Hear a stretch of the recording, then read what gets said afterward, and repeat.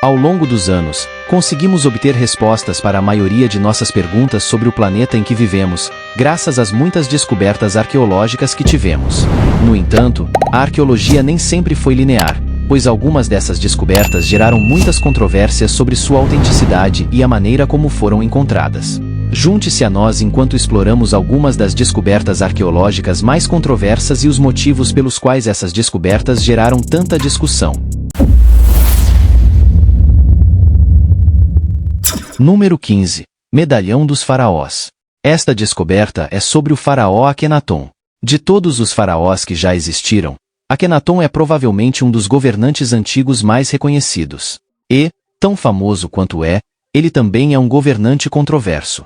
Para aqueles que não sabem sobre ele, Akenaton é o pai de Tutankhamon e marido da rainha Herege Nefertiti. Antes de falarmos sobre o medalhão de Akenaton, vamos discutir um pouco sobre o porquê de ele ser controverso.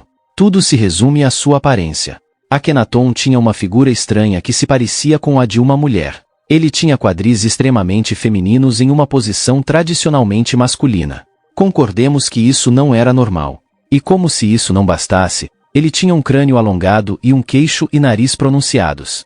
Olhando para sua imagem agora, parece algo de outro planeta, certo? Mas não é por isso que estamos aqui. A coisa mais controversa que ele possuía, além de seu corpo, é seu medalhão. O medalhão retrata uma espécie de nave ou disco voador que se parece com um veículo aéreo. Há também uma cabeça que se assemelha a um alienígena cinza no topo do medalhão. Você já sabe que isso não poderia deixar de ser controverso. Alguns acreditam que este medalhão antigo é prova de que extraterrestres governavam o Antigo Egito. Mas os egípcios estavam cientes desses seres extraterrestres? Nunca saberemos, porque até mesmo o medalhão só existe em fotos. O número 14 é Buda infantil. Em 2018, os cineastas Leon Deschamps e Shane Thompson estavam planejando um documentário sobre a exploração francesa na Austrália. Eles começaram usando detectores de metais na Baía Shark, que é um local de patrimônio mundial na remota Austrália Ocidental, quando detectaram um raro Buda da dinastia Ming. Assim que essa descoberta foi feita, causou muitas controvérsias. Muitos acreditavam que era uma farsa elaborada, enquanto outros questionavam como uma estátua da dinastia Ming chegou à Austrália. Não é apenas uma estátua qualquer de Buda, mas uma pequena estátua que parece um Buda bebê. Os especialistas levaram tempo para determinar se a estátua era real ou falsa e, finalmente, verificaram a honestidade dos descobridores. No entanto, a verificação não resolveu tudo, apenas levou a outra pergunta: como a estátua chegou lá? Segundo os especialistas, o Buda de 15 centímetros de altura e 1 quilograma de bronze foi feito na China há centenas de anos. Eles também acreditam que a estátua é capaz de reescrever a história, com base na alegação de que provavelmente foi deixada para trás por exploradores da dinastia Ming que visitaram a Austrália há centenas de anos. Acredita-se que o Buda tenha sido usado no período Ming, entre 1368 d.C. e 1644 d.C., e que tenha sido enterrado cerca de 150 anos antes de ser detectado pelos cineastas. Mas, mesmo com tudo o que foi confirmado sobre a estátua, ainda há céticos. Uma coisa é certa: centenas de navios navegaram pelos mares do Sudeste Asiático em pelo menos 7 expedições em busca da costa da África. No entanto, até agora, nenhuma evidência sugeriu que chegaram à costa da Austrália centenas de anos antes dos primeiros exploradores europeus no século XVII. Alguns especialistas acreditam que o fato de o Buda ter 500 anos não significa que chegou à Austrália há 500 anos. Além disso, acham improvável que a frota de tesouro chinesa tenha visitado a área de Gascoyne, na Austrália Ocidental. Outro cético disse que a estátua provavelmente foi deixada por pescadores ou mergulhadores chineses nos anos 1870 como uma farsa. Parece que escavar o local é a única coisa que pode revelar a verdadeira origem do Buda. Número 13. O Portal dos Deuses. Em 1996, um guia turístico local, José Luiz Delgado Mamani, descobriu uma estrutura estranha perto do Lago Titicaca, o maior lago de água doce da América do Sul. Trata-se de um tipo incomum de porta, chamada Aramumuru ou o Portal dos Deuses. Desde sua descoberta, tem sido cercada por controvérsias sobre sua construção e uso.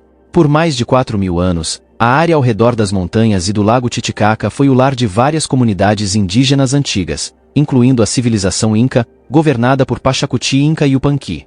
Os Incas acreditavam que o Lago Titicaca era o local onde o mundo começou e para onde os espíritos iam após a morte. Também se acredita que o local de Aramumuru servia como local de peregrinação e adoração para os Incas, com histórias que dizem que a porta possui poderes sobrenaturais. A estrutura tem 7 metros de altura e 7 metros de largura, com uma pequena indentação em forma de porta no centro.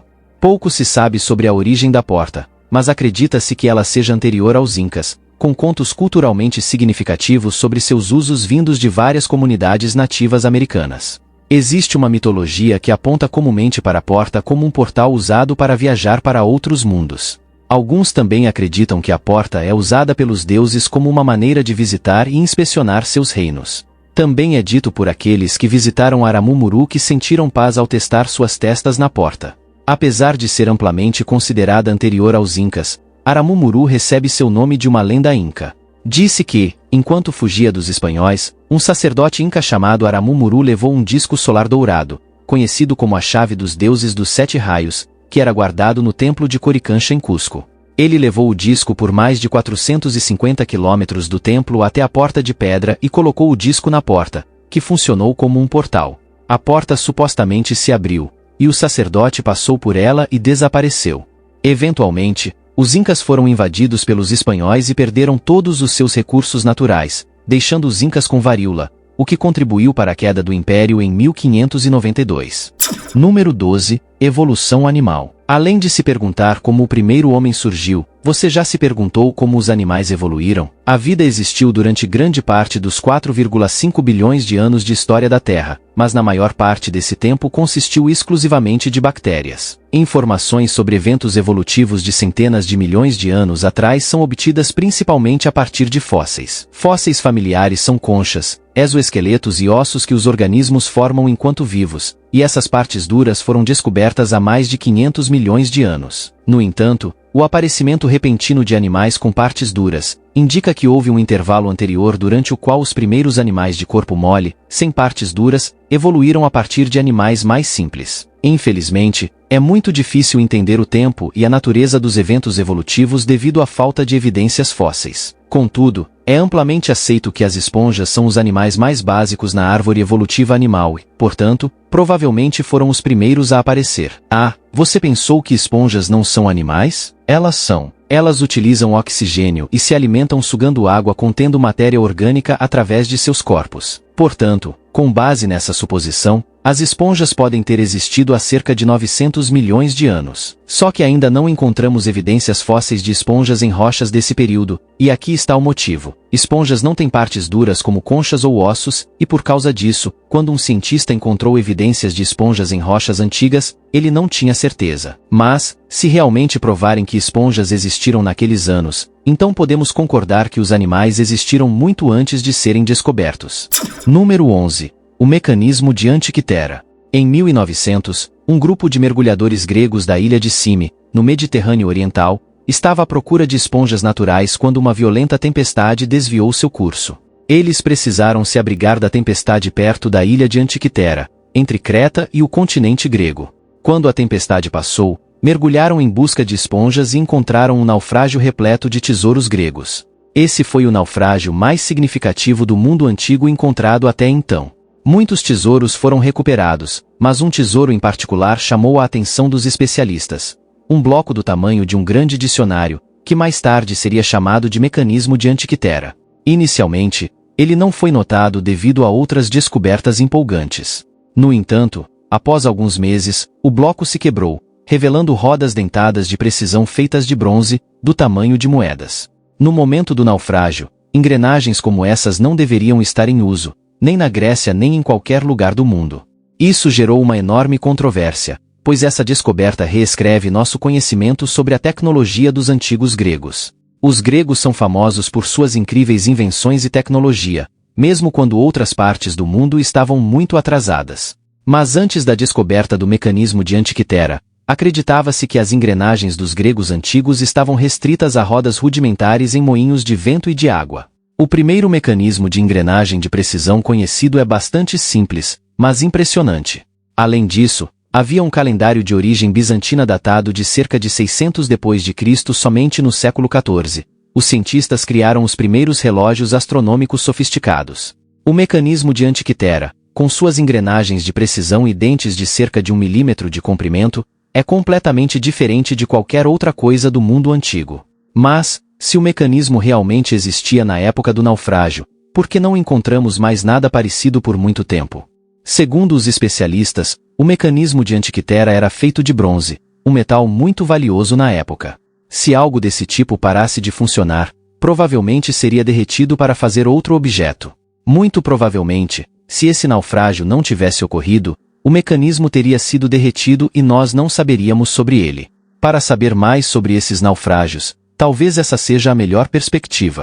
Número 10. O túmulo de Jesus. Mesmo que você não seja cristão, provavelmente já ouviu falar sobre a morte e a ressurreição de Jesus. Os primeiros relatos sobre o sepultamento de Jesus vêm dos evangelhos canônicos, os 4 primeiros livros do Novo Testamento, que se acredita terem sido escritos décadas após a crucificação de Cristo, por volta do ano 30 depois de Cristo. Embora haja variações nos detalhes de acordo com os 4 livros, todos os relatos descrevem como Jesus foi enterrado em um túmulo escavado na rocha que pertencia a José de Arimateia, um rico seguidor judeu de Jesus. Arqueólogos descobriram mais de 1000 desses túmulos escavados na rocha em locais ao redor de Jerusalém. Cada um desses túmulos familiares consistia em uma ou mais câmaras funerárias com nichos longos cortados nas laterais da rocha para acomodar corpos individuais. Entre todas as descobertas, destaca-se o local da Igreja do Santo Sepulcro, um local que se acredita ser o túmulo original de Jesus. Disse que a igreja foi construída sobre o túmulo para preservá-lo da extinção nos anos posteriores. No entanto, o livro sagrado especifica que Jesus foi enterrado fora de Jerusalém, perto do Gólgota, o local de sua crucificação, e também a tradição judaica proibia sepultamentos dentro das muralhas da cidade. Alguns anos após o suposto sepultamento, as muralhas de Jerusalém foram expandidas, colocando o Gólgota e o túmulo nas proximidades dentro da cidade. Essas teorias tornam muito difícil concordar sobre o local original do sepultamento de Jesus Cristo. No entanto, arqueólogos em Jerusalém dizem não ter razões para rejeitar a autenticidade do local. Número 9. Pegadas em Creta. Em 2002, no rochedo da maior e mais populosa ilha grega, Creta, foram encontradas 50 pegadas pelo professor Gerard de Gerlinski. Especialistas usaram técnicas de datação refinadas para determinar a época em que foram impressas na rocha, mas a pesquisa trouxe controvérsias ao alterar a compreensão prevalente da evolução humana. Alguns dos autores do relatório de pesquisa mostraram que essas pegadas têm 5,7 milhões de anos, o que significa que são do período Mioceno.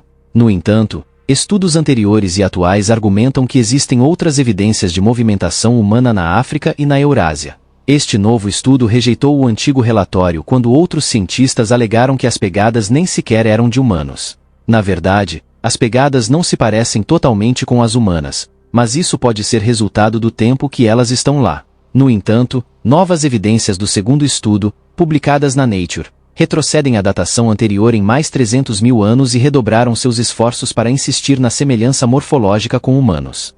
Segundo a teoria de Charles Darwin, em seu trabalho A Descendência do Homem, publicado em 1871, ele argumentou que a origem da dispersão inicial dos humanos modernos era do continente africano. Na época, isso era baseado em especulação até ser provado por estudos recentes. E agora que essas pegadas foram encontradas na Europa, não se pode ter certeza sobre o que acreditar. Quanto a essas pegadas, ninguém sabe ao certo se são de animais ou dos primeiros humanos. Número 8. As tábulas de Tartária. As tábulas de Tartária são 3 tábulas descobertas pelo arqueólogo Nicolae Vlasa em 1961, em um sítio neolítico na aldeia de Tartária, na Romênia. As 3 tábulas têm aproximadamente 6 centímetros cada e possuem símbolos inscritos em uma face. 2 das tábulas são retangulares, enquanto a terceira é redonda. Uma das tábulas retangulares tem uma figura indistinta, um ramo de árvore e um animal com chifres, que os arqueólogos interpretaram como uma cena de caça.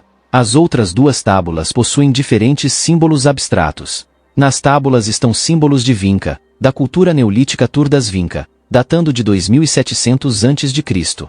Desde que essas tábulas foram encontradas, elas têm gerado controvérsias. Alguns arqueólogos afirmam que os símbolos de Vinca são a forma mais antiga de escrita e acreditam que as tábulas originaram-se por volta de 5500 a.C., durante a civilização suméria.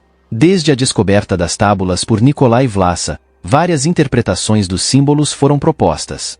Enquanto alguns estudiosos acreditam que as tábulas são da civilização do Danúbio, outros acham que os símbolos são altamente padronizados e têm uma forma retangular comparável aos sistemas de escrita arcaicos. Embora existam muitas teorias, Ainda não podemos afirmar com certeza que tipo de escrita está nas tábulas e o que elas significam. No entanto, a Wikipédia diz que, se os símbolos forem realmente um tipo de escrita, a escrita da cultura danubiana precederia em muito a mais antiga escrita cuneiforme suméria ou os hieróglifos egípcios. Por enquanto, ninguém sabe o significado dessas tábulas. Número 7. Câmara perdida na pirâmide. Desde a descoberta da pirâmide, ninguém sabe exatamente como ela foi construída ou por que está lá, causando debates entre especialistas. Como se a pirâmide não fosse suficientemente controversa, egiptólogos anunciaram a descoberta de uma câmara secreta localizada logo acima da entrada principal da Grande Pirâmide do Egito. Todos que conhecem essa descoberta ainda se perguntam por que a câmara foi criada. A câmara mede 30 metros, equivalente a 98,43 pés. Mesmo antes da descoberta desta câmara, os cientistas já se perguntavam por que a Grande Pirâmide foi construída.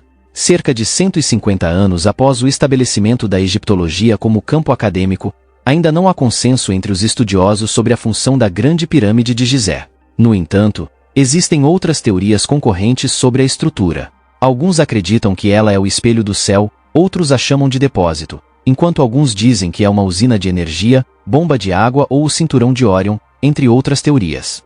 Mas, em geral, os arqueólogos convencionais concordam que ela foi construída para ser o túmulo do faraó Xufu, da quarta dinastia, que governou no início do século 26 a.C. Se for esse o caso, isso significa que o espaço recentemente identificado é provavelmente em torno de 4.500 anos. Mas, mesmo se tudo isso for verdade, ainda não sabemos por que a pirâmide foi construída. O número 6 é Busto de Nefertiti. Sim, já falamos sobre o controverso faraó Akenaton. É hora de falar sobre sua esposa, a rainha Nefertiti, mas não sobre a própria rainha, e sim sobre seu busto. E quando digo busto, me refiro a uma escultura de sua cabeça, ombros e peito. O busto de Nefertiti é descrito como o rosto mais famoso da antiguidade, apenas rivalizado pela máscara mortuária de Tutankhamon. Em 6 de dezembro de 1912, um grupo de arqueólogos estava escavando a Amarna e tropeçou no antigo ateliê do escultor chamado Tutmoses. Lá, eles descobriram o busto de calcário de Nefertiti. Embora não haja inscrições identificadoras no busto,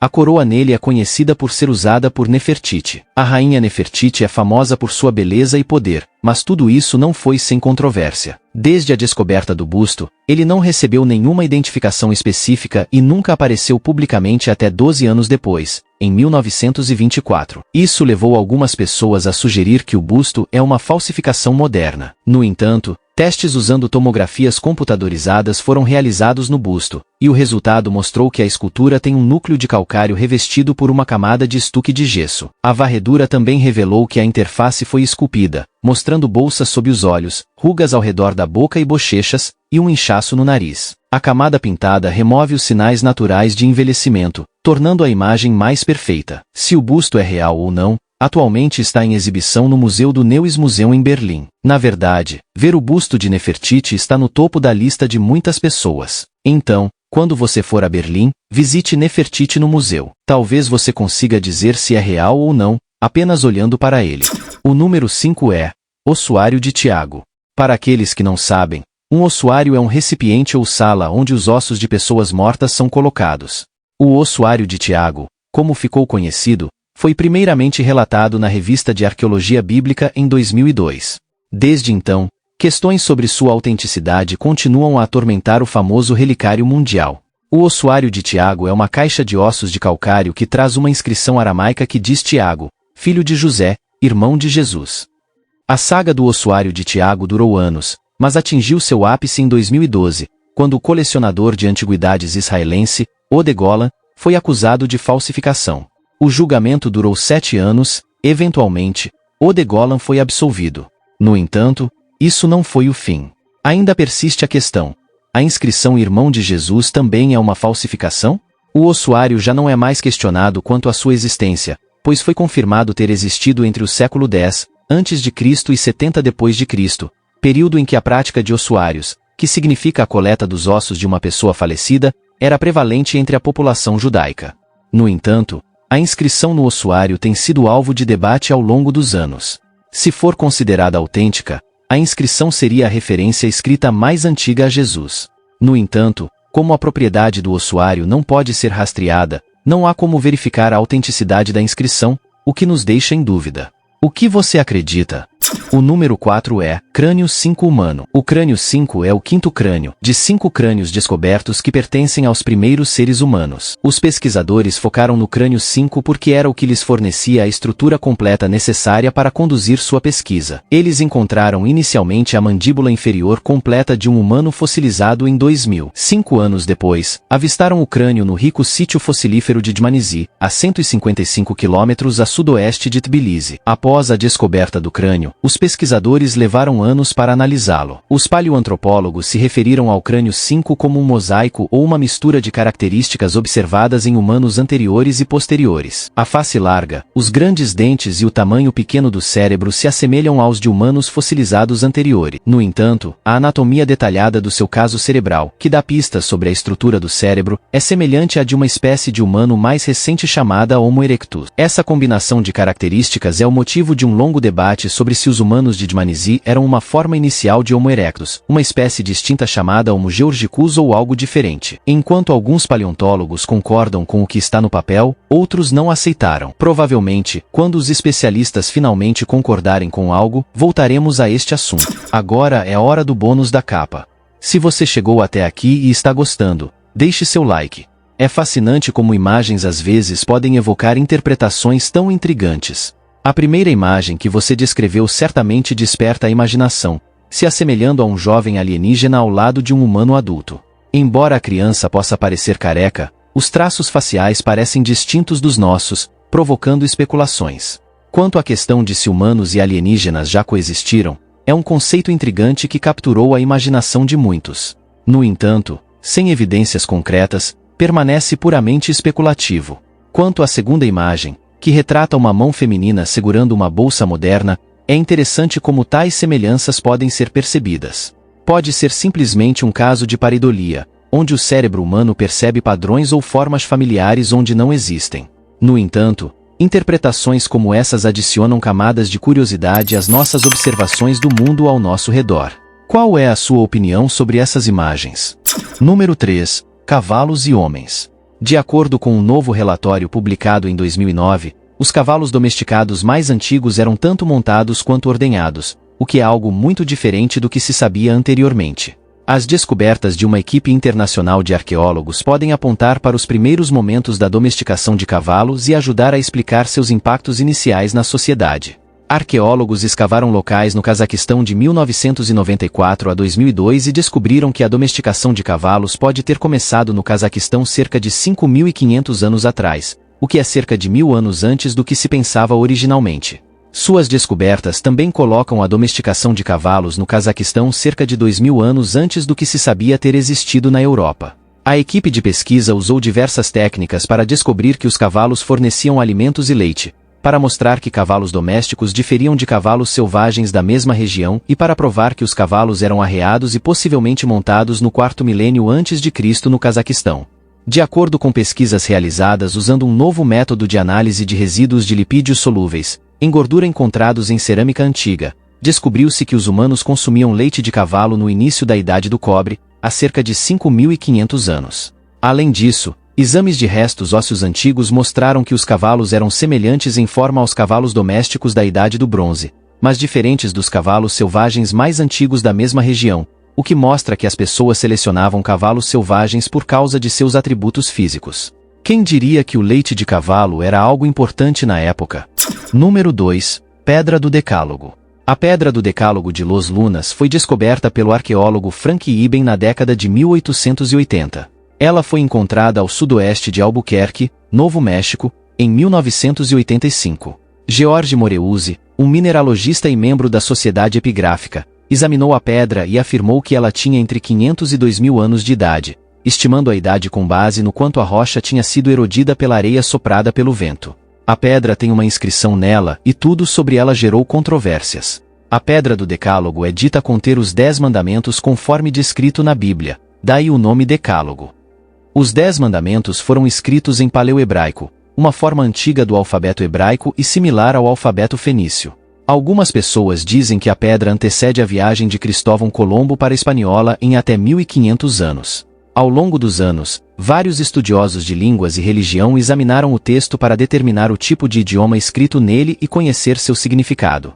O texto tem algumas características interessantes. Por exemplo, embora seja uma forma antiga de hebraico, também mostra influência helenística em algumas áreas, com letras gregas sendo substituídas por letras hebraicas. Existem símbolos incluídos no texto que não foram usados em hebraico até a Idade Média, o que apresenta um problema na datação antes desse período. Em meio a tudo isso, existem críticos da autenticidade do texto que contestam a presença de erros ortográficos. Por exemplo, o autor usou a letra hebraica olive e tratou a letra alif como uma vogal, quando no hebraico antigo era uma consoante. Erros com outras letras também foram descobertos, como tratar duas letras que representam sons distintos como se fossem o mesmo som. Devido a essas questões, a pedra não é geralmente aceita como real. Número 1. O calendário maia. A antiga cultura maia oferecia diferentes tipos de calendário, mas o que mais intrigou os estudiosos foi o calendário de 819 dias, descoberto em textos glíficos. Por muito tempo, os pesquisadores acreditaram que este calendário estava associado aos movimentos planetários. No entanto, cada planeta se move de maneira bastante diferente, e corresponder vários planetas a um período de 819 dias não parecia fazer sentido. Este calendário tem causado controvérsias há décadas, mas de acordo com novas pesquisas, o calendário se correlaciona com ciclos planetários ao longo de 40 anos. Isso ampliou a visão dos cientistas e os ajudou a explicar o calendário, o que significa que os maias tinham uma visão de 45 anos do alinhamento planetário e o codificaram em um calendário que deixou os estudiosos modernos perplexos. Obrigado por assistir e nos vemos no próximo vídeo. Obrigado pela sua companhia. Aproveite e clique em um dos cards da tela para assistir a mais um vídeo. Não se esqueça de deixar o like e se inscrever no canal.